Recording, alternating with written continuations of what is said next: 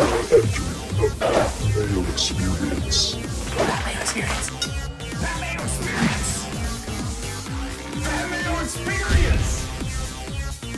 Experience. Welcome to another edition of the Dogger Pass podcast. This for UFC 243.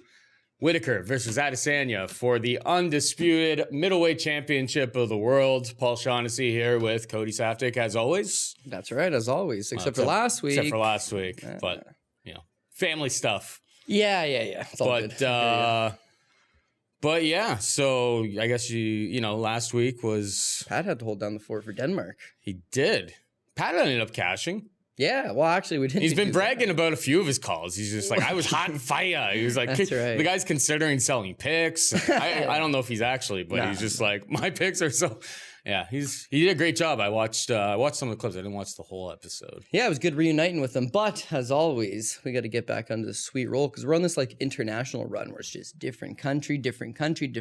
So let's keep the ball rolling, and we've been doing okay. So. It's bound to blow up in our face. Hopefully, New Zealand is not the spot. Well, it's in Australia. Sorry, Melbourne is not the spot. There's a difference, Cody. No, I know. They've been telling you throughout this entire countdown show how much of a difference there really is. They've also Robert Whittaker's turned his back on where he was born. Yeah. They've also told you that Israel Adesanya is probably their favorite to win this fight, considering how much they're promoting him. But yeah, go on. I guess so. Anyway, well, last week's episode winner of 20 DK dollars was Lockport 3121. I wonder if he's from Lockport, Lockport, Gambino Ford. This is probably a very local Toronto. We get like the American car dealerships from Buffalo up here for like all of like the CBS and stuff like that. So Lockport, Gambino Ford, just like with an upstate New York accent. Sure. Anybody from the area may remember that blast from the past. So congratulations to Lockport 3121. This week's one, we were talking about Tuivasa and how he comes out to like Vanessa Carlton and stuff like that. What would be your walkout if you were to fight in the UFC? Fight anywhere. What's a good walkout song? Give the episode a like. DK handle. What would be your walkout song? Mine would be Down with the Sickness. And it's just like as soon as I would just like get into the auditorium or the stadium, it would be where the ooh. I really undersold that. I really undersold that. But right as soon as I did that, and then everyone would go crazy because obviously I would be, fan favorite, of course. Of course. How are you going to cheer against the guy? Not like I wouldn't be like deep on the early like Fight Pass prelims. I remember John Jones used to be like, I come out to Bob Marley songs because nobody was going to boo Bob Marley. You hear it and you're like, fuck John, but I like the songs. I'll wait a little bit. And you're like, wait. So I think I'd have to go with something more exciting like Walk by Pantera. No matter how many times you hear it, soon as you hear Dimebag Darrell hit that guitar, fucking sold, fired up. So that would probably be the one there. But yeah, leave yours in the comment section. And if you get Paul's whack ass reference to some car dealership, please tweet me because I'm not sure that anybody's going to get that one. Prove me wrong. Does anybody else get that one? You may be too young to remember. Whatever. I'll YouTube it when I get out of here. I'm sure they've got car commercials online, Paul. Yeah, back in my day, we used to just like the TV was really your only option. You didn't have like YouTube as an outlet to watch like content. Yeah, I'm just saying you can look Imagine back a on day. That stuff. Hey there, youngin'. Anyway, let's get into the action here. We have a hell of a main event. That's, let's call a spade here. We have Robert Whittaker taking on Israel Adesanya. Robert Whittaker, 8,200, minus 105. Israel Adesanya, 8,000, minus 115. Adesanya opened up as a slight dog, like plus 120 or so, and people, I think rightfully so, based on all the circumstances surrounding it, have been betting him. If you would like Whittaker, you can probably wait, and I think you're going to get dog prices. That's what's been trending since it basically opened. Before I give my take, I'll just let you take this away, and then I'll probably interrupt you and trigger people in the comments section. Yeah, I don't know. I'm hoping to get a back and forth discussion on this one because I think you can make a strong, compelling argument for either guy. I seem to be falling towards Israel Adesanya. That's largely based towards just the nuances and the cadences of fighting are super important. It's like your timing and your ability to adapt in there are going to be huge. I feel with Robert Whittaker, I'm buying into this injury layoff. Mm-hmm. The guy always fights with injury layoffs. Don't get me wrong. It's when you see him fight, it looks like there's brilliance in there. There's combinations that are awesome. His defense is awesome. His defensive wrestling is awesome. All the parts are there. But then there's just these lapses. And I feel like the lapses are due to the fact that he's just not getting rounds in there. Israel Adesanya not only fights more frequently, he just fights frequently in general.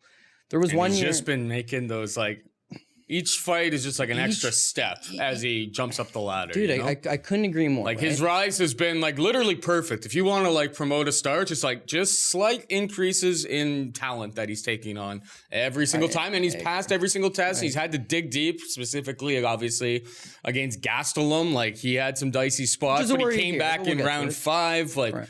He's making all of those types of things that you want to see from a future champion. So, and see, there's the other issue as well, right? When you look at him, it's just like, could this guy, people are, oh, he's going to get exposed. He couldn't have been exposed. The time was there to expose him. Could any of these guys have beaten him back in that Marvin Vettori fight? It's like, shit, maybe. But he took some didn't look good, took some lessons from there and improved and got better. And that Anderson Silva fight, call it switch of opponents, call it you're fighting a legend, like call it many things. But like, if Robert Whittaker fights Israel Adesanya on that night, he defeats Israel Adesanya. Yeah, probably. But he keeps making the improvements. He keeps fighting. Now you watch the Kelvin Gastelum fight, and it's like, other than him getting kicked in the head, like I had that personally scored 3-2 for Izzy, but the 5th round's a 10-8 round. And Kelvin Gastelum can take a punch from the best. People are always talking about the power. Izzy doesn't have a whole lot of power. You know, he's a rangy kickboxer. But even in kickboxing, he didn't have a ton of knockouts. And in MMA, it's like a lot of these guys hang on for decisions. Like, it doesn't matter, man. He's precise. Kelvin Gastelum barely survived. And the only reason he did survive is he's got a cast iron chin. So could Izzy knock out Robert Whittaker? Yeah. But could he just stretch him over 5 rounds and beat him? Yeah. Robert Whittaker, now, I think it would be smart to go to the wrestling, right? Here's a guy that everybody says could have wrestled on the Australian Commonwealth. Which, he doesn't shoot takedowns. I knew you were going to bring that up at some point during this episode. You got to consider it at least. He doesn't do it. That he was like trying out for the wrestling team. I just don't know how much being on that wrestling team really means, or if it's like they bring in Robert Whittaker because he's the most popular martial artist in the country, and it's a publicity stunt for the program that you're trying to get tax dollars from, you know, the Australian government. Like that shit happens all the time, right? So I would like to, Robert, if you really had a track record of him wrestling, but like, I guess it's unfair to him. Fighting Yoel twice is just like, well. And fighting Jacare, and I get it. A lot of those fights, it's like his best path to victory is keep the fight standing and outstrike them. And when you look at his run right now, that's what he's doing. Outside of getting knocked out by Wonderboy, he's looked fantastic. Could Adesanya catch him with something the way Wonderboy did? A different type of style? Something that it's tough to make reads on? Not only is it tough to make reads on, it's tough to make reads on it when you've had one fight in 16 months. Yep. And beyond that, he had a bad groin injury. Talking about depression issues recently, which He's like good on him for like manning up to that, but there's another factor. There's no doubt in my mind that a sound, clean, healthy, 100% Robert Whittaker could defeat Israel Adesanya. It's just I don't think you're going to get that. So I think it would be almost foolish to take him. I get he's a champ, and betting the champ at underdog price seems awesome, and he is on a good run.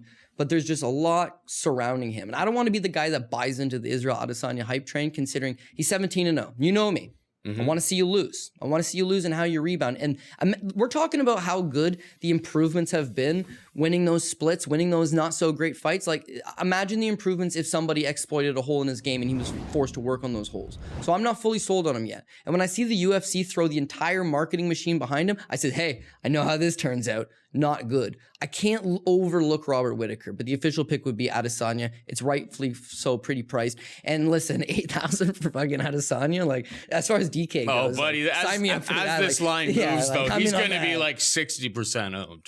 Yeah, okay, but fair. So whatever side you're going on, you're going to want shares. I'm on Adesanya as well. I just think then you're going to want all of the things are trending in the right position for him to take this down. If Robert Whittaker had shown us the wrestling in the past, I'd be a little bit more inclined offensive wrestling. wrestling. I can stuff it. Oh, you can stuff it. That's not going to be an issue here. Exactly. I just kind of think of him fighting Yoel and going like, you know, barn burner type of styles. And I just think Adesanya is so much cleaner when they're in those exchanges. Adesanya's just not getting hit like Yoel gets hit. Yes. And he's just unleashing fury. But he did get hit against Kelvin, but Kelvin's got like super clean, crisp, like 1-2. Like he's a dangerous opponent, right? And Kelvin is a pressure fighter. He always comes forward. He did the fact that a 5'9" guy head kicked him like again, we're whoa shit. And by the way, Robert Whittaker's got a fucking nasty head kick on him. But to play out one single move like that, like, oh, that'll be the difference maker. It could be the difference maker. That could be an X factor, but like you can't put too much stock into him getting clicked with a head kick. The difference between Yoel Romero and Israel Adesanya is that Yoel Romero is super explosive on one big power strike. And he did land that one big power strike because Whittaker's striking defense, not great. He's hittable. And those one big shots were able to land on him. But Izzy doesn't fight like that. It's more voluminous. It's more combinations. It's more long distance. It's more kicks. It's more thrashing you. If you've got a bum knee, he's going to exploit. He's going to exploit all those things. And the very last point I want to make on it is I never really pay much attention to the countdown show stuff. But when you look at the countdown show stuff, it's like the City Kickboxing, they got a good groove right now. They're churning out UFC quality athletes. They got a good gym vibe. Everybody's smiling. It's good momentum. They've got new members. People are turning money. It's good. Whittaker, not to his detriment or anything, but it's like it was like a little tiny concrete hole in the wall with like a couple teenagers, and he's playing like pickup basketball and working a lot of one-on-one with his coaches. So I just, again, if I thought he was 100% as good as we've ever seen him, damn right he's got a shot at taking this down. You're goddamn right. I don't think we're going to I just don't think we're going to see the best. We're on the same page. I just don't think we're going to see the best Robert Whittaker. No. And we need to see the best Robert Whittaker if he's going to win this fight in this moment. Yeah. Because Adesanya's been talking... Adesanya's been talking about doing this in a big stadium and stuff. And I know that this card isn't exactly stacked top to bottom as he probably envisioned it. You know what I mean? But it's still his moment that he's kind of like... brought into existence. So you know he's going to be fired up and ready to go. Anyway, let's move on to the next fight. We've got Dan Hooker taking on Iaquinta. Hooker, 8,500 minus 165 favorite. Iaquinta, 7,700 and plus 145. Take it away, Cody. Yeah, well, here's another one I'm kind of half flip-flopping on. Ever since the odds came in at 165 on Dan Hooker, it makes me really feel like, geez, Iaquinta plus 145. Like, why can't he win this matchup? But this is Iaquinta is a perfect example of how, like, you're really only as good as your last fight. Dude loses to Khabib. Goes the distance with Khabib. I mean, Khabib just kind of took those rounds off. It was Other people disagree with that, but just like he did. Nobody watches Khabib fights more intently than me. It's just like this guy is just totally just like, thanks for taking the fight on late notice so that I could win the title tonight. Like that's literally what he did. I don't want to kill you. Yeah, fair enough. But it's at least on paper. It's impressive nice to say I didn't completely get thrashed. I did make a decision, and I'm one of the very few people that loses to Khabib and has their stock at least slightly go up. Yep. Then he beats Kevin Lee, dude. It's a star-making performance. It's like, damn, even though Iaquinta's been around the game for a long time, he already has big wins. People were high on Kevin Lee. And then the way he beats Kevin Lee, a guy that talks so much shit, like, he's everybody's darling. He comes into the Donald Cerrone fight. I'm backing him. A lot of people are backing him. Al's getting paid now. Al is motivated now. But, like, Al's Al. It's not a bad fight. It's Donald Cerrone. Stung him early. Donald start feeling good. Put the pressure on him. You lose. You go from the highs of the highs, beating Kevin Lee, to the lowest of the lows, losing to Donald Cerrone, and now you're a plus 145 underdog against Dan Hooker. And I like Dan Hooker, and I am going to pick Dan Hooker, but the value is gone. I don't want to bet Hooker at minus 165, where he was sitting earlier in the week. That's the time to get him. Where he's sitting now, I don't like it. The 8,500, even if he defeats Iaquinta over the course of 3, I don't see him knocking him out. Now Iaquinta is not super defensively irresponsible that I don't think he's there to get touched up. Al's got a hell of a chin. He's got a hell of a chin. There's takedown shouldn't be an issue because I don't think Hooker's taking down Iaquinta. I really don't. So what you're getting is if you're backing Hooker, again, which I said I'm going to do, he's going to have to win a decision based on staying on the outside and outpointing. And that's not going to be, for 8,500, not Iaquinta becomes the valuable, because Iaquinta, you go, if Al comes out here with a wrestle-first mentality, you start, like, I don't think he would be sound enough to just hold Hooker down either. So, like, it could be multiple takedowns if that's effective. But there's so many questions. I just don't know if his wrestling's good enough to do that. And Al does love to box. So, like, he doesn't necessarily just come across in any of his fights and just go, I'm going straight to the wrestling first. Like, of course. He doesn't have that mentality. But like, I would like to play him if I knew that was the mentality coming into this fight. But it's really hard to predict. And then the other thing you got to look at is that Hooker's been traditionally a great DK play when he wins, especially. Mm-hmm. So that's why he's coming in with the high. Because it's all knockouts. He's coming, right, exactly. So he finishes Ross Pearson. He finishes Mark Diakese. He finishes Jim Miller. He finishes Gilbert fucking Burns. And he finishes James Vick. Mm-hmm. So he finishes all those guys. He's scoring big. He looks impressive. The 2 losses during that stretch, Jason Knight and Edson Barbosa, both of those times were the times he got stretched. So if we're talking about Iaquinta and his durability and how this guy's got one hell of a chin, and what you saw him take against Donald Cerrone was incredible, and then you factor in the Khabib fight, all these different things, maybe he stretches this kid. And if he does stretch this kid, he's going to make him pay. But I have to believe, based on Al wants to fight a shorter guy. When he fights longer, rangier guys, such as the Jorge Masvidal fight or that last fight with Donald Cerrone, he stays too far on the outside. He gets intercepted trying to move in. He gets outpointed. He's also a really smart guy. I know he's a New Yorker, so sometimes you might not believe that, but he's a smart guy. When he gets stung, he doesn't go into do or die Shots mode. fired at New York. No. I know that probably sounded like that in hindsight. Absolutely. Yeah, my bad. Anyways, he's a super smart guy. He's not there. He's not the young Al of old who's going to go out there and swing. He's there. He's getting paid. He's got a family. He's coming in near up his mid-30s. He's had a lot of injuries. He'll smart the fight game plan. Whereas what you've seen with Dan Hooker in his Edson Barbosa fight, he's still young. He's still there to actually physically go out on his shield. And then because I always say, got to make a last point, I see this fight going the distance. I see this fight being a relatively close fight that goes the distance. And when we always talk about every time, but the home cooking, Australia, even though he's from New Zealand, and you tell me there's an issue there, I feel like it's they're not that much of an issue. feel like they're definitely genuinely- more on side with the Kiwi guys, I would imagine, than they are going to be on. Kai Kara France. He loses, right? And they gift him one, and it was in Australia. They owe Al Iaquinta nothing, is what we'll say. Right? They're not buying He's just the American guy. Right. Yeah. Okay. Fuck them. So if that's the mentality, then I guess Hooker's going to squeak that close decision. So the official pick will be him, but I don't see the value on it on both sides, money line or DK. I don't know. I think that there could be a lot of value on Al Iaquinta, but I just don't have the answers yet. So I'll be looking at the weigh-ins, interviews during the week, trying to get more information on this fight. But like the side that I am tempted to bet right now is Al Iaquinta. That's the value. I just think it's kind of a pick'em to me, and they're giving 145. But I want to know. I want to know if Al's going to wrestle, and I'm not going to know until I do it. But we'll see. We'll see as the week goes on. Anyway, let's now this card basically just falls off a right cliff. off of a cliff. No, unless you're from this part of the world. Yeah, then no, this it's a regional This card. is a great regional card, It's brother. just weird that it's a pay-per-view, but it's more about the local event for this than them selling. Like, they've already made their money selling those tickets to fill that stadium in Australia. They don't need to make the money on the pay-per-view end of it. I guess that's the business model here. Either way, we got some fights to break down. We got Tuivasa taking on Sergey Spivak. Tuivasa 93 and a minus 400 favorite. Sergey Spivak 6,900 and plus 330. I just don't bet heavyweights at these prices. Now the question for me right off the hop becomes, I know Sergey Spivak got, absolutely roasted by Walt Harris, scored 0.5 DK points. But if that doesn't happen, Tai Tuivasa has shown that he can go 3 rounds. He's pretty athletic for what he looks like.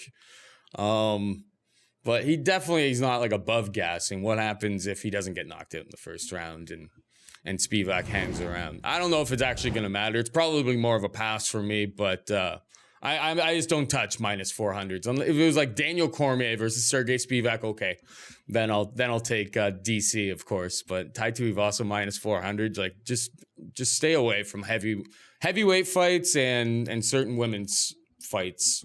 You just stay away from massive chalk in general. It's a safe policy at all costs, Yeah, I agree with you on the money line side of things in that he's on a 2-fight losing streak. DraftKings, 9,300. He's a heavyweight that has first round. He's fighting a guy who just got knocked out in 50 seconds, right? So, I mean, on DraftKings, we're probably going to want to have looking for a knockdown. We're looking for some Tai Tuivasa stocks, for sure. Yeah, for sure. The money line, I see where it's a little bit worrisome. But at least this is what it seems to be. Tai Tuivasa, I fucked up last time. I fucked up. Because you know me. I'm always trying to fade this guy.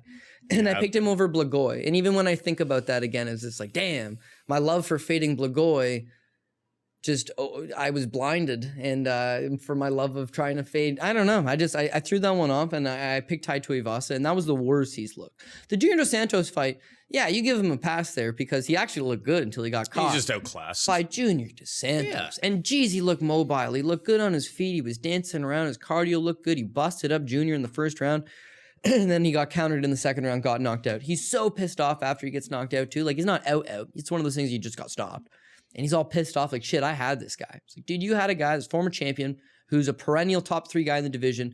That's a learning experience. That's kind of why I bought him from Blagoy. And he looked awful. awful against Blagoy. One thing I'm seeing, that I'm hoping, is that fight against Junior was in like New South Wales, Australia. So he looks good until he gets caught at home. Then he goes over to the States and has to take this fight over there, and then gasses out against Blagoy. His chin's always good. It's a massive, got a massive nog on him. Yeah, being at home for him should be a big advantage. He should be a big advantage. Timing, the charge of the crowd. People love him there. He's a big, bumbling, happy idiot. And the way this guy is, we expect him to be making some improvements because he's a natural athlete despite his huge size. I mean, he was a rugby standout and not like, was pro rugby, but was like the highest end, but it was still pro rugby. Apparently he's a good athlete, super mobile. He puts the pressure on you in that first round, first 7 minutes, and you've got to break. When you take a young guy like that, fairly one-dimensional, and you give him Junior fucking Dos Santos, recipe for disaster. Furthermore, and I admit I did not see this, but like Blagoy Ivanov had a combat sambo victory over Fedor in 2008. He's a former Bellator champion. He's a former World Series of Fighting champion. The guy's a 25-fight veteran. He one time got stabbed in the heart in a nightclub in Bulgaria and is still in the UFC now, fighting at the highest level. He's seen some shit, man. He's seen some shit. And he's super fucking durable, right? So it's like his plan didn't work against Blagoy. His plan didn't work against Junior. They've put him right back to the level he should have been fighting at this entire time. To go in there and crush cans like Sergey Spivak. Right. Now, Spivak has got a decent little outside trip, and he's got a decent little ground game. If he stands with Ty, he's going to get fucked up. If he can get Ty Tuivasa down, you would think he'd be okay. But here's the one thing. When you're that tall, you have that frame, those guys like Ty will just stand right back up. Derek Lewis is a great example.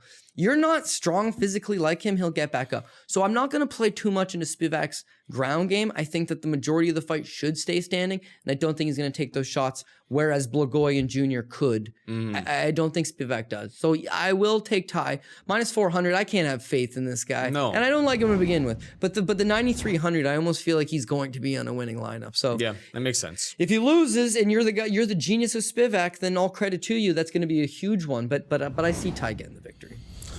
Moving on down the card, we have Diego Lima taking on Luke Jumeau. Diego Lima, 8,400 minus 150 favorite. Luke Jumeau, 7,800 and plus 130. Diego Lima, they say that he has no chin. It's been a long time since he got knocked out. Yeah, that's true. Luke Jumeau has no power, so I'm not too concerned about that. But doesn't this feel like the spot where you're just like, you know what? Diego Lima's chin, the fact that he's chinny, a little bit overrated. And then like Luke Jumeau with like basically no knockouts on his career, like just absolutely sparks him in the first round. Doesn't it feel like that? Could you imagine? I mean, Luke Jumeau robbed my boy Daichi Abe last time out by like just finger blasting him. And then that's what happened in that fight, right? It's been a while since he's been out there. Yeah, it has. It's almost been 2 years. He absolutely screwed. Abe was coming on, man. And then he just like gouged him so hard. Yeah, that one could have gone either way. He has not. That was nasty. Particularly. I don't know. You have a hot take on this fight? Well, this is a tough one to get a hot take on. See, he may have robbed Daichi Abe, and it's important to note that one was right in his backyard. Yep. And right now, and that's the thing with Jumeau. He doesn't fight a whole lot, but when he does fight, he's typically fighting in Australia, and they like him over there. I got a kind of like a...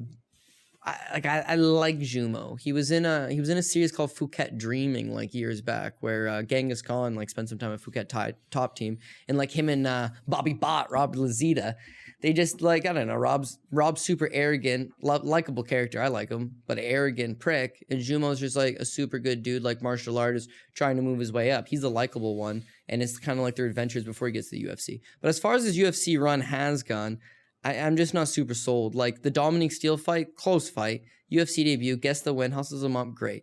Then he loses to Shinzo Anzai. The problem there is that Shinzo Anzai, unbelievably one-dimensional with his wrestling. He'll just go to the wrestling, right? And that was enough to beat Jumeau. Then his fight against Daichi Abe. Daichi Abe was undefeated at the time. Daichi Abe's lost like 3 in a row since. Like he lost 2 or 3 in the UFC, then got cut, then has furthermore lost a couple more in the regional scene. So it's not some big win. Now it's 2 years removed. You're coming back. You're 31 years old. Did you get better between 29 and 31? I'd like to hope so. Who knows? But why coming off a win in the UFC? He has a scheduled fight with Jeff Neal 10 months after the Abe fight, pulls out due to injury, and then furthermore takes an additional 10 months off after that.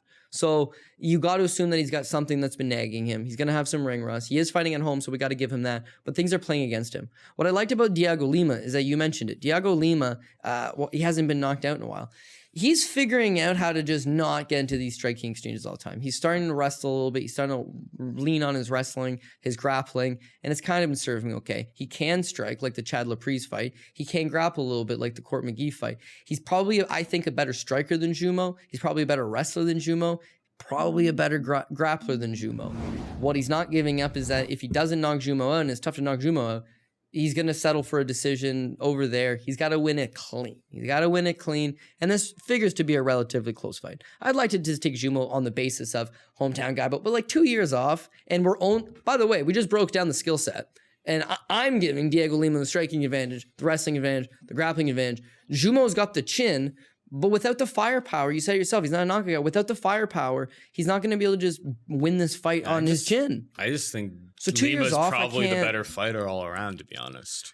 You know what, Diego? He's training with the better, his brother, just him training with his brother is so much of a higher level of training than Jumeau's up to. You know what I mean?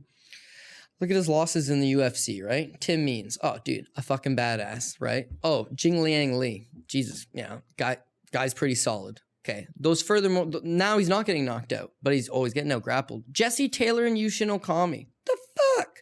He's either fighting guys that are bangers or guys that are just stout grapplers. Yeah. But if you give him a mid-range guy that's so-so at this and so-so at that. He's been styling on those guys. Yeah, his whole career, he's beaten those That's why guys. he still has a job. Yeah, and they're giving him more He's of those winning guys. these types of fights. I don't know. So listen, this is not a sexy fight. I'm not super confident, but I would take Lima. I don't have the numbers in front of me Not right on now, DraftKings. but like I imagine Diego Lima's super big for the weight class too. He may have quite a bit of size on this guy. And that could also affect him by going all the way to Australia and cutting that much weight. Like you just Trust don't me, know. I spent 8 months living there, and so you obviously have to fly. I was living in New Zealand rather than Australia, but obviously, when we're talking about Where's your legion? the jet lag on both sides was fucking devastating. So it takes. Have a look out this week to see if some people are just showing up because like their hours. This card is taking place on Sunday morning at like 11 a.m. Like the prelims are starting at like 10 a.m. local time. And it's like 12 hours forward, basically. So, keep an eye. If there's some fighters that leave like this week, just only get in on like Tuesday, like that could actually be a big factor. I was at a card in Alberta this past weekend, right? 2 American guys fly in. Terrion Ware, UFC veteran, he comes down. David Jordan, he's at a Syndicate MMA. Fucking Marvin the Beastman Eastman is cornerman. So that was pretty cool. They're the only 2 guys that miss weight, the 2 American guys. Now, what they blamed it on is we showed him to Lethbridge, Alberta, and there's 2 feet of snow. And it's minus fucking 20 degrees. Well, it wasn't minus 20. Mm-hmm. It's minus 10 degrees outside Celsius for you American fans or European fans. I don't know what they use. Fahrenheit, Celsius. Americans use Fahrenheit. Yeah. What do Europeans fan use? Do they use? They use Celsius like us. Everyone. Okay, yeah. It's like minus 10 degrees Celsius and there's 2 feet of snow. So they both missed weight and they're both adamant, just like, man, my body was not responding. Terrion Ware is out of LA and David Jordan's out of Vegas. So I'm not by any means suggesting that the weather in Georgia and Australia is that much different, but it's more than just the weather. It's everything. It's the airport. It's the shitty food. It's the waiting. It's the anxiety. It's the stress. It's all those different things. That kind of is what takes it out of you. So I know we just said that we were taking Lima and then talked all this little fucking shit that probably didn't matter about why Lima might be. So I don't know. All I'm doing is talking myself out onto a pass. No, I'm just waiting. I'm going to watch the weigh-ins and stuff. But I am. That's kind of what our show is more about. Most recently, I've been making my bets later in the week. So yeah, what I'm looking at right now is Lima, but I may not make a play on it. Fair. That'd be a very fair call. I mean, I think the weigh-ins are a lot more important. Like, people always are trying to get their bets out super early, and it's just like the weigh-ins are such an integral part of all of this. You have to see like whether the person's looking good. Like I know sometimes you'll get screwed, like a Cynthia Calvillo type of situation where she looks like death, but more often than not, there's a lot of valuable information there. And well, somebody put a $30,000 bet on Masvidal already. So they're thinking this price is going to get worse. I'm getting on it early. They put 30 grand in with a Vegas casino. And then They may be wrong about that. well, the line word, movement. but the word right now though is that Masvidal's kind of got some hampering injuries. So if he pulls out, whatever, you got to push. But if he decides to just fight, because it's the biggest fight of his career, for some title that they're not going to be like, oh, you're hurt? Don't worry, we'll rebook the BMF belt. BMF don't pull out of motherfucking fights. Exactly. Okay? He's got no fucking option if he's hurt. He has to fight. BMF. He has to fight at this point. You could have a gimp leg. Like they're dragging you into that cage. Right. So if you have a $30,000 bet on him now, you might be thinking, fuck, I should have waited. All I'm saying. Yep. All right, let's move on. We talked quite a bit about that one. We got Justin Tafa taking on Jorgen De Castro. Justin Tafa, 8,300 to minus 125 favorite. Jorgen De Castro is 7,900 and plus 105. Jorgen De Castro was on the Your boy. my boy. I don't know. This is like what I was talking about earlier with Tuivasa. It's just like I literally didn't know really anything about Jorgen De Castro. I saw that he was a plus 600 underdog. He was undefeated and he was taking on some guy I'd never really heard of either on Dana White Contender Series. And it's just like, this is heavyweights. If these were flyweights, it's a different story. You know, there's always a reason. There's a massive skill disparity or something like that. I don't know. Jorgen De Castro, he was serviceable enough, and that's why he was able to chuck off some takedowns. And then he's a big boy that is able to throw flying knees. And you know what? He's athletic for a big guy. That'll get you a long way. And I like his story and stuff. Like, the guy's been through some hard times and shit, and he's gotten himself to this spot. Watching a little bit of tape on Justin Tafa, I don't see anything special. This is going to be a car crash, and your DraftKings lineups depend on which side of the car crash you pick. I'm going to go with Jorgen De Castro just because I think he has more tools in the shed. But like Justin Tafa, from all I've seen, just like kind of barrels forward and just swings hands. So it's going to be a car crash, and you just have to be on the winning side of that. Give me Jorgen De Castro, though. He's already been in a bigger moment. On top of that, Justin Tafa, let's fight on like XTC or whatever the local promotion is there. That's all of his 3 fights. Now you're going to put him in a stadium on a pay-per-view in front of like 60, 70,000 people. You think he's going to be ready for that? Well, you can make the same argument against Jorgen. Yeah, but at least he was at like, he's at a small gym with 25 people. Yeah, but it's the UFC's main, and you know that you're on like a big Dana's broadcast. right You know, there. people are watching on Fight Pass and stuff like that. Like, there is a big hurdle in terms of like the bright lights or whatever. And I think, shit, you're going to give me a guy who has at least beat a decent prospect at plus money in a heavyweight fight, like 7,900. Let's go. Plus 105. I mean, that's the side I'm going to bet it. It's not like lock it in type of thing, but give me De Castro. Yeah, I think De Castro is the better fighter, and I think Tafa's got the better narrative. I'm going to go with the better fighter. The better fighter in Jorgen De Castro. What I was impressed with that fight on Contender Series against Alton Meeks is like, yeah, like you said, he's only 5'11", so even though he's got the weight of a heavyweight, he's not super big, and therefore he's not super lumbering. Like, he's got some agility to him, but his ability to just chomp on the leg, chomp on the leg, chomp on the leg. Now you get slower. Now he bombs you with those hands, and he's got big power. You look at his fights prior to Contender Series, and he was just knocking out guys that everybody was valuing as putzes. Alton Meeks, meanwhile, geez, he can wrestle.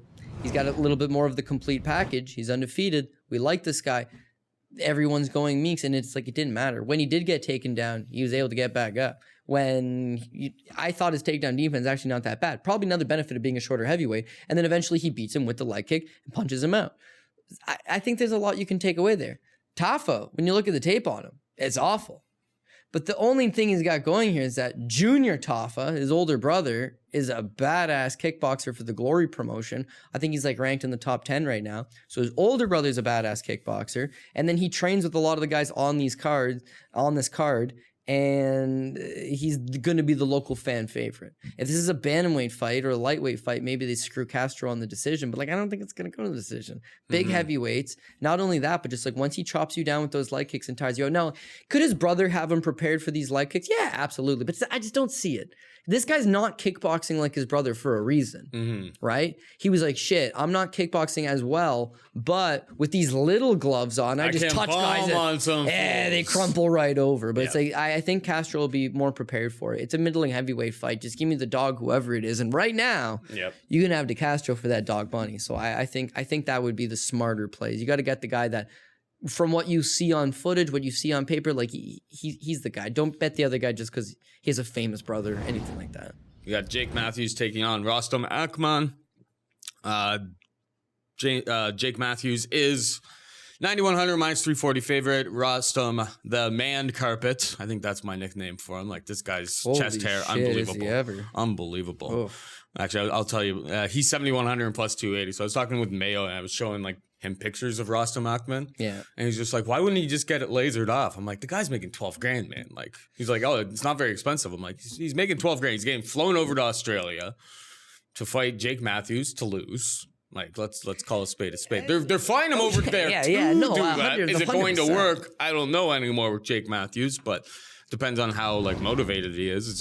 That's always been the case with him. He seems to have a ton of talent and potential, but he hasn't really quite reached it.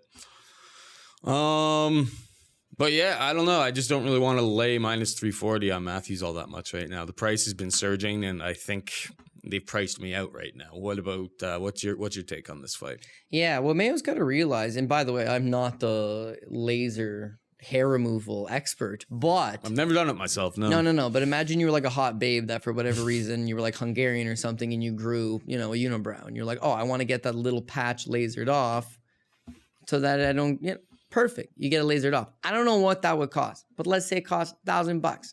Laser it, never gonna come back. Imagine lasering your whole. How much would he have to laser himself in order to not have hair on his fucking chest and back? Have you seen this guy?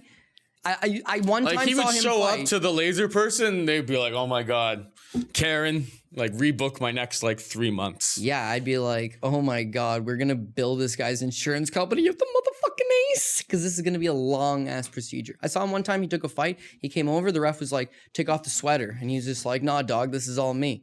He's a furry guy. I don't know that helps you whatsoever. I think that helps you. I mean, it doesn't help you in grappling. You have more friction.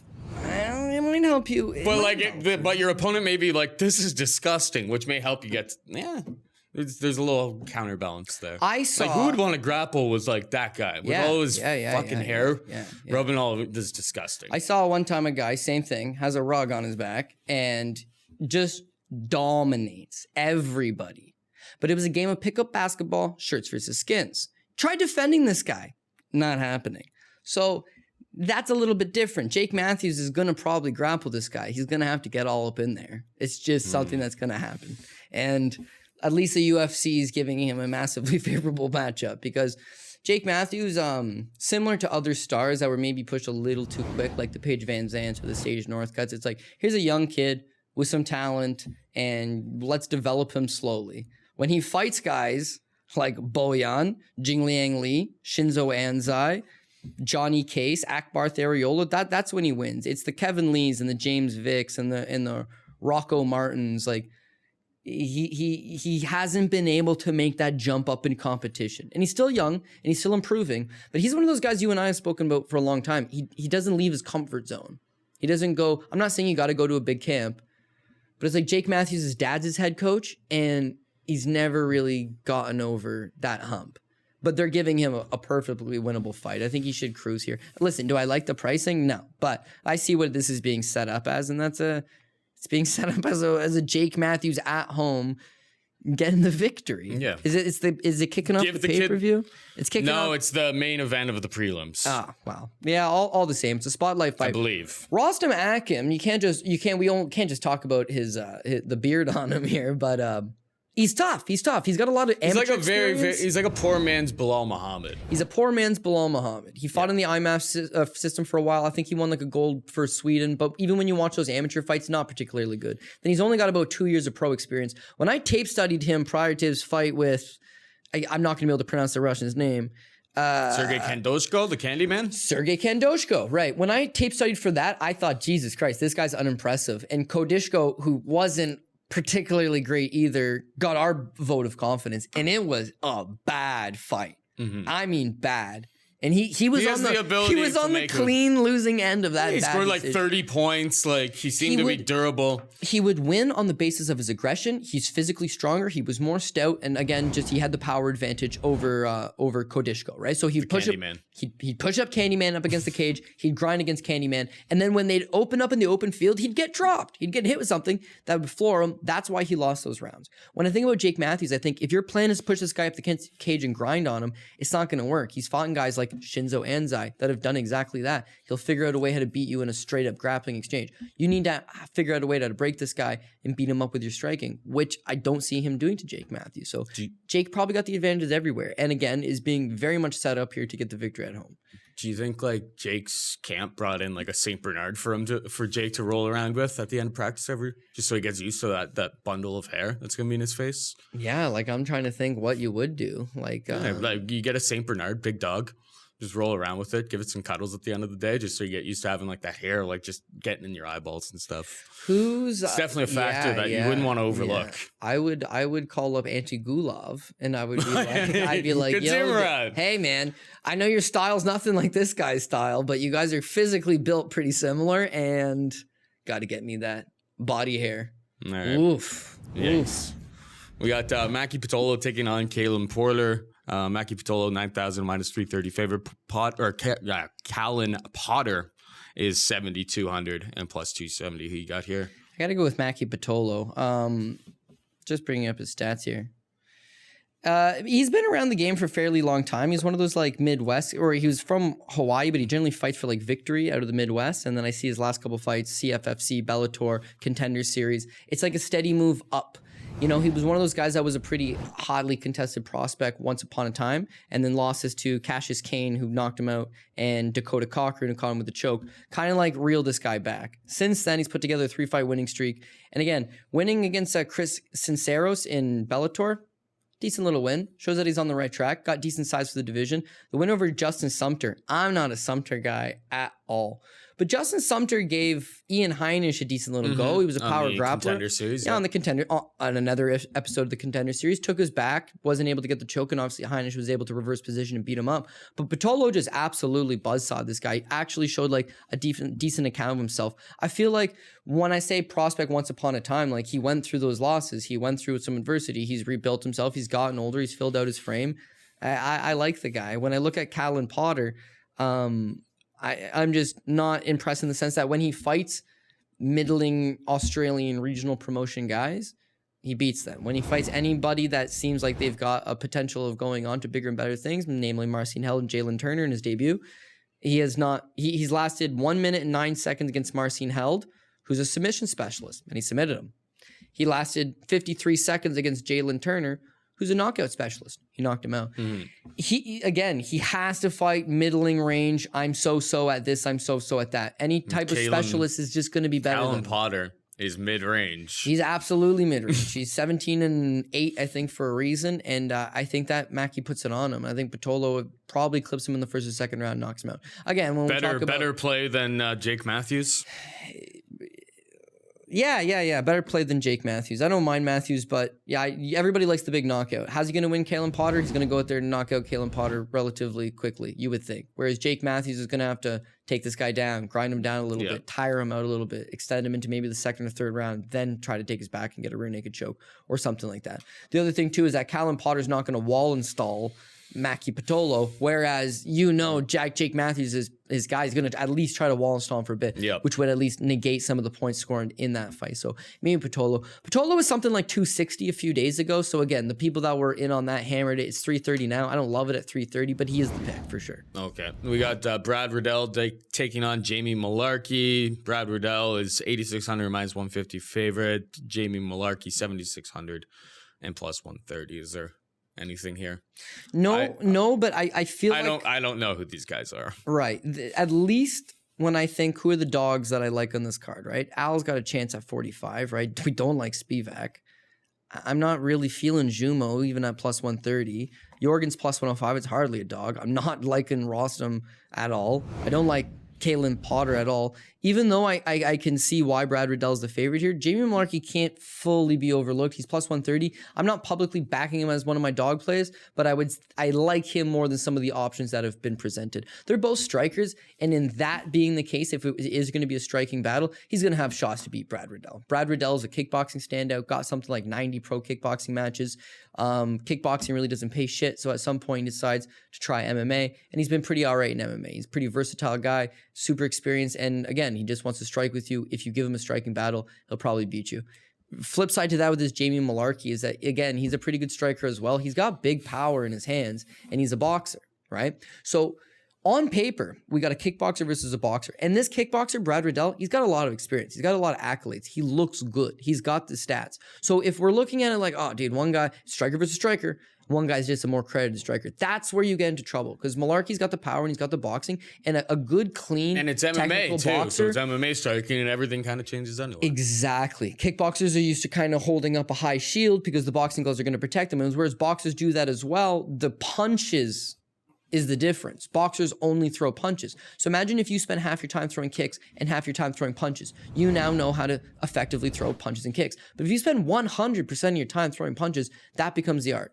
And when you get these close matchups like this, one guy's got power and a better technical boxing set, he could clip Brad Riddell. He could hurt Brad Riddell. So I see Brad Riddell as that favorite. The 8,600 does make me worried. Mularkey plus 130, 7,600. If you need a guy in your lineup, if this is a GPP, maybe he's our punt of the week. 7,600 is not a great punt price, but he's got a chance. And the smartest play on this is fucking pass. But those are my 2 cents. Megan Anderson is set up fight. They love this on this 9,400 and a minus 500 favorite. No, thank you. Zara Farron dos Santos, something called that, is 6,800 and plus 400. Like,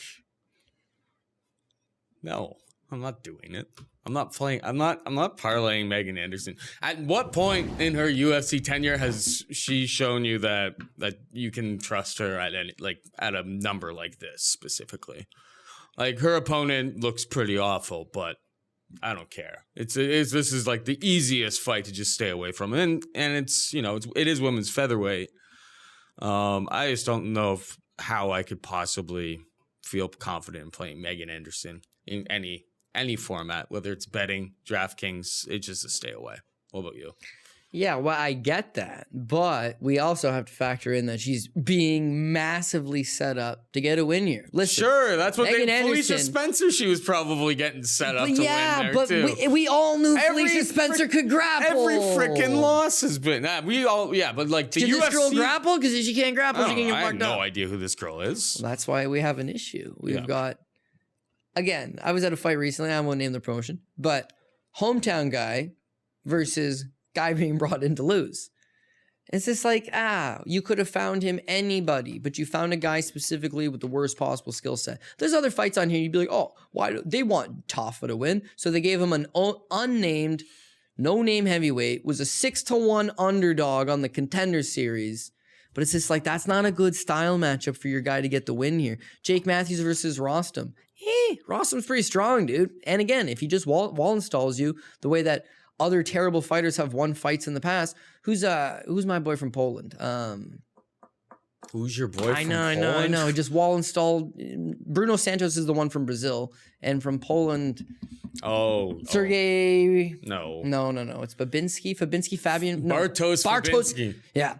Bartosz Fabinski. Listen, are these guys great fighters? No. But they have like a path to victory in fights. They're going to get cut the second they lose a fight because it's like we need them off the roster. But at least it's like they pose problems. This one, I'm not seeing where she poses a problem. She's just got to get the fight down as fast as humanly possible because I don't see her being able to stand. She's listed as being born in France, training out of France, but her last name is Dos Santos, so I'm assuming she's Brazilian, right? If she knows how to grapple, maybe that's an issue, but from what I'm seeing on tape, I'm not seeing it. It's hard to find a lot of quality footage of her. You can see her cage 40 bout, but also worth keeping a note, she fought Sinhead Kavanaugh, right? Sinead. That's how you say it over there. Yeah, Sinead, Sinhead, I know. Sinead Kavanaugh, John Kavanaugh's sister. Yeah. John Kavanagh's sister, once upon a time, was a highly touted prospect. She was 1-0 at the time. Now she's 5-4, and when she is winning, it ain't pretty. And when she is losing, it's pretty much, it is what it is. 5-4. She loses that fight, right? Now she's being moved up based on the basis of 3 not so big wins. Why is she being signed to the UFC? Why would they have? Was she on anybody's radar? Why won't Megan Anderson just go away? She was specifically... Castro earned himself a contract, right? Yeah. Rostam had a UFC fight already. They were already contracted to the UFC. I feel like the Megan Anderson experiment's already over. So why are we setting up a fight? Because there's no girls in the division. Yeah. And I think it isn't even a division. No, Cyborg's even gone now. Amanda Nunes has no intentions of ever defending that belt because there's nobody to fight. No, but at some point, it's like if we are going to stick to this, we need women in the division, and at least Megan Anderson. She's got a fan base. If she loses this, can we end the women's featherweight division? Just let them all go to Bellator with Cyborg, and then you can have the division over there. I don't think you understand how popular Megan Anderson is. She's got 3 things going for her, right? Instagram, Twitter, and Facebook. Now she's got those guys. She's a Twitter fighter. She's got those guys that are all in on tattoo chicks. She's got that male demographic bound. Now she got the guys that like tall chicks, or she got those guys doing it. And then this one's gonna sound really weird. Just bear with me. She got the foot fetish people because she got such a big fucking foot. I don't know why, but you go on her Facebook and her Instagram, it's like I've seen those comments before. Talk about high sodium count because it is motherfucking salty. They are thirsty up in that bitch. There's not one bad comment. She'll block your ass if you put a bad comment, but it's just like it's unbelievable. It's really weird, man. We're in Australia and she's gonna get a pop from the crowd, and you know what? She's fun to watch just strike. But we keep matching her up against girls that are smart enough to take her down. Let's give her somebody that's probably not able to take her down. And of course, she has been working on the takedown defense as well. So Felicia Spencer's a fucking black belt, a world-class black belt, a good wrestler. The Santos isn't. Yeah. So let's leave it at that. I don't like the price like you said, but we'll leave it at that. We've got the arms. Jin Yoon Kim taking on Nadia Kassem. Jin Yoon Kim is $8,700. That's a very expensive price for this style of fight. And minus 175 favorite. Nadia Kassem is $7,500 and plus 155. If memory serves me correct, Nadia Kassem fights with Trash Can. Both of them. Trash Can Mukhtarian. The Mukhtarian brothers. And those are who are training her. And like, it's not a shocker that Nadia Kassem is the bottom of the barrel in the women's division. Like, I wish like Jin Yoon Kim has a 72-inch reach. I know I talk about this it's fascinating looking at like how her arms are built. She doesn't really use her range as well as she should, because she should have like a 6-7 inch reach advantage, sometimes even more over everybody that she fights. But intrigued by her at minus 175, just because it's a pure like Kassem fade. I don't have very much DraftKings interest in this one though. What about you?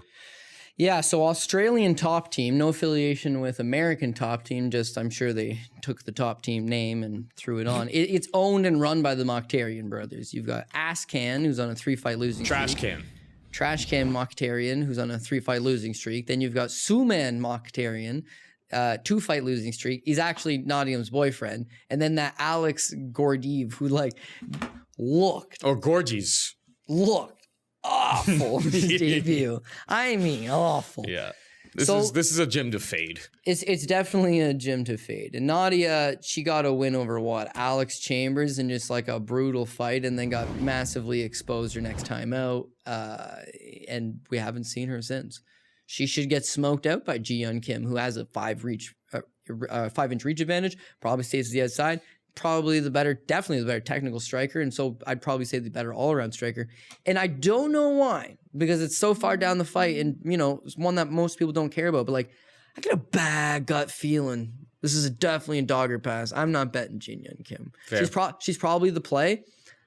I'm not liking it. Well, Nadia Kassem, she's this young, would probably be on got some drive. If it's only going to be a striking battle. I wish this would be a fight that you could bet live, but it'll be on the Fight Pass prelims, so I don't think the windows will be open. But if it is a fight where you can maybe bet live, maybe wait until the end of round 1 and bet whoever wins round 1 by decision. Because I don't see a finish happening here. No, I don't see a finish. So I see a greasy ass decision that probably half of the people don't agree with. Hopefully there's a live window on this. I think this is a good live betting opportunity. You just get more information, see what it looks like between the two of them. Yeah, so we're laughing that it's she looked bad against Alex Chambers. Alex Chambers, that was her 39th birthday, right? She had some 10 pro fights. She had fought in the UFC. She'd be in the Ultimate Fighter. It was her 39th birthday. Nadia Kassem was 3 days removed from her 22nd birthday. Yeah. She gets the win over Alex Chambers. It's not pretty. I get it. Then she fights Montana De La Rosa. Stylistically speaking, That's a terrible fight for her because Montel De Rosa's got the collegiate wrestling pedigree, did way better on the ground, probably going to take her down, probably going to submit her. That's exactly what she does. She fought Montana De La Rosa. She was 23 years old, right? What I'm saying is that just because she hasn't looked ultra impressive in the past doesn't mean she's not improving. And her gym's so fucking bad. How is she making any improvements? I get it. That was going to be my argument. If we were going down that path. But I'm not putting minus 175 on Ji and Kim in Australia. That's fair. Not gonna happen. That's the prudent move, to be perfectly honest. All right, and finally we have Khalid Taha taking on Bruno Silva. Khalid Taha is 8,900 and minus 240 favorite. Silva 7,300 and plus 200. Who you got here? I feel like Taha is just a little too strong for him. A little bit too big, a little bit too strong. It seems like Bruno Silva, he's a natural flyweight. Trains with Cejudo, I believe, right? He trains with Cejudo. Now, the biggest thing for him is that he has a draw against Case Kinney, right? So let's not even talk about his last loss. Casey Kinney's had a good run recently. And that's the thing that sticks out there. Shit, Casey Kinney looks good. This guy had a draw against Casey Kinney, fought him tough, and it was a split draw on LFA card. So he got a little bit of experience. He's training with a world-class team. He's fighting good opponents. The fight prior to that, he got head kicked in 7 seconds. Okay? Whatever, he got caught. The draw with Casey Kinney, that's nice. His next two, he wins them both at 125 pounds. All of his fights are at 125 pounds. Now he's making his UFC debut. They're clearly not interested in a fight at 125 pounds. So they're giving him Taha, who's, he stands pretty short, but at 135 pounds, dude, he's massively muscular. He's just like a strong, stocked up guy. He looked pretty decent in that Rise and Bantamweight tournament that he was in, won his first fight, lost to Asuka, but in a fight I thought he was winning, got caught. It's his 2 fights in the UFC. Nad Narimani, big guy, grinds him. Boston Solomon, slick striker, knocks him out in 25 seconds. Would Boston Solomon have beaten that guy if it went 15? Yeah, maybe. But this guy's got big power for the weight class, and he wants to use it quick. And when I see Bruno Silva, maybe he's going to tire him out. Maybe he's going to drag him out. But that losing in 7 seconds is a bad sign. Bad tell. Is a bad tell. 240 on Taha is absolutely ridiculous. I would say that this is a clean pass. I'd like to bet Bruno Silva plus 200. Price is right. But I see him getting caught and getting knocked out. And that's going to be your risk here on DraftKings. Could he be a good punt play? He could be a good punt play. But the flip side to that is if he loses, he probably gets knocked out in a couple minutes. GPP only. This is not a cash game, guy. Yeah, and if you're playing multiple lineups and you're looking just to take down one big GPP, then maybe Bruno Silva's that guy that can save you some money. But this fight, maybe I haven't tape studied it as much as I'd like to. But the thing with Bruno Silva is that he looks to have a massive size disparity. So if he can't take down Taha, and maybe he doesn't even try, we just got a striking battle here.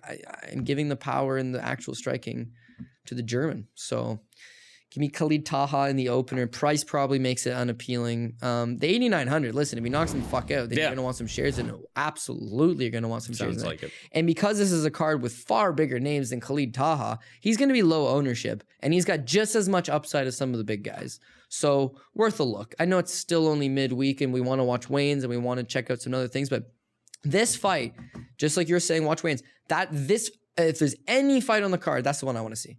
I want to see how big the size difference is. I want to see how big 35 looks, the real 35er looks compared to the real 25er. I want to see if Taha looks in good shape. And if he does, I could zone in. I could zone on this one for low ownership, sub 9,000. And again, just as much upside as anybody else if he gets a first round knockout. For sure.